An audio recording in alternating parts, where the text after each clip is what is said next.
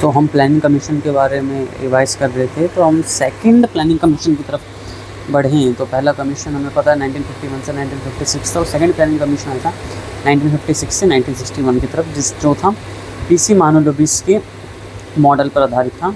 इसका मुख्य ध्यान था इस्टेब्लिश हैवी इंडस्ट्रीज। इसी समय बहुत हैवी इंडस्ट्रीज लगाई गई, जैसे वेस्ट बंगाल दुर्गापुर में लगाई गई, राउरकेला में लगाई गई, और भिलाई में छत्तीसगढ़। तो जो वेस्ट बंगाल दुर्गापुर में लगाई थी वो यूनाइटेड किंगडम की हेल्प की वजह से, राउरकेला में जर्मनी की हेल्प से, और छत्तीसगढ़ भिलाई में यूएसएसआर की हेल्प से। In this plan lots of loan taken from different countries. India कर्ज में चला गया था। और थर्ड प्लानिंग कमीशन था 1961 से लेकर 1966 था। ये महानलोबिस प्लस चक्रवर्ती के मॉडल पे आधारित था। इसका मुख्य ध्यान था कृषि प्लस हैवी इंडस्ट्रीज़ पे लगाना।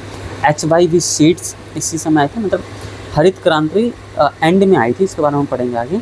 इसका मुख्य उद्देश्य ये था, पर ये पूरी तरीके से विफल हो गई थी 61-66 क्योंकि इसी के बीच में हमारे 1962 में युद्ध हुआ चाइना से, 1965 में ड्रॉट आया, सूखापन हो गया, 1965 में इंडियन पाकिस्तान की वॉर हुई, 64 में PM हमारे जवाहरलाल नेहरू की मृत्यु हो गई, फिर 1966 में हमारे लाल बहादुर शास्त्री की मृत्यु। मतलब 1961 में इतनी समस्याओं का सामना करना पड़ा, इसी वजह से पूरा प्लान फेल हो गया। और 1966 से लेकर 1969 तक प्लान हॉलीडे कर दिया होगा, मतलब योजना अवकाश घोषित कर दिया कि अभी कोई प्लान नहीं आएगा, एकदम बुरी स्थिति में चला गया वजह।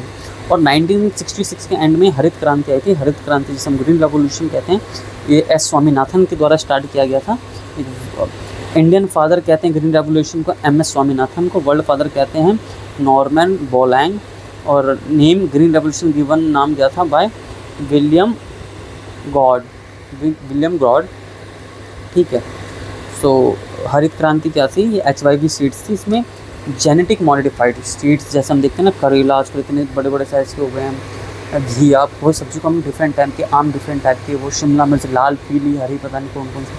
तो इसमें उस समय सबसे ज़्यादा इसको फ़ायदा हुआ था पंजाब को, बिकॉज ज़मीन लिमिटेड थी, उस समय में ज़्यादा उपजाना था, और यही था। और उसके बारे में हरित क्रांति के बारे में HYV सीड्स, पंजाब केंद्र संभाली और फसल गेहूँ। ठीक। सो 1969 टू 1974 में जो प्लानिंग कमीशन है, फोर्थ प्लानिंग कमीशन, ठीक। और 1969 टू 74 में इसका मुख्य ध्यान था developed in response to drought, सूखापन के लिए, इन्फ्लेशनरी रिसेशन, ठीक, पॉपुलेशन घटाने। इस समय इंदिरा गांधी ने नसबंदी कराई थी, तो रिसेशन मतलब रिसेशन आ गया था, और पॉपुलेशन एकदम घटती पॉपुलेशन को घटाना था, इसमें करना था।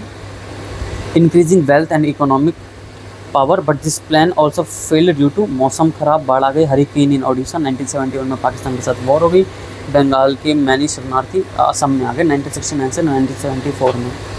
ठीक। इंदिरा गांधी समय PM थी, फोर्थ प्लानिंग कमीशन के समय 1969 टू 1974।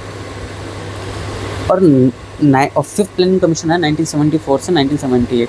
और 1977 में मोरारजी देसाई PM बन गए थे, तो पहली बार कांग्रेस सरकार हारी थी। तो देखो 74 से में जो फोर्थ एंड हुआ था, तो 5 साल 1979 तक चलना चाहिए था, लेकिन 1978 में ही इसको बंद कर दिया। मोरारजी देसाई ने कहा एकदम बेकार है। उन्होंने अपना खुद का प्लान बनाया जिसका नाम था रोलिंग प्लान, जो 1978 से 80 तक चला, 78 से, but extreme fail, no information for.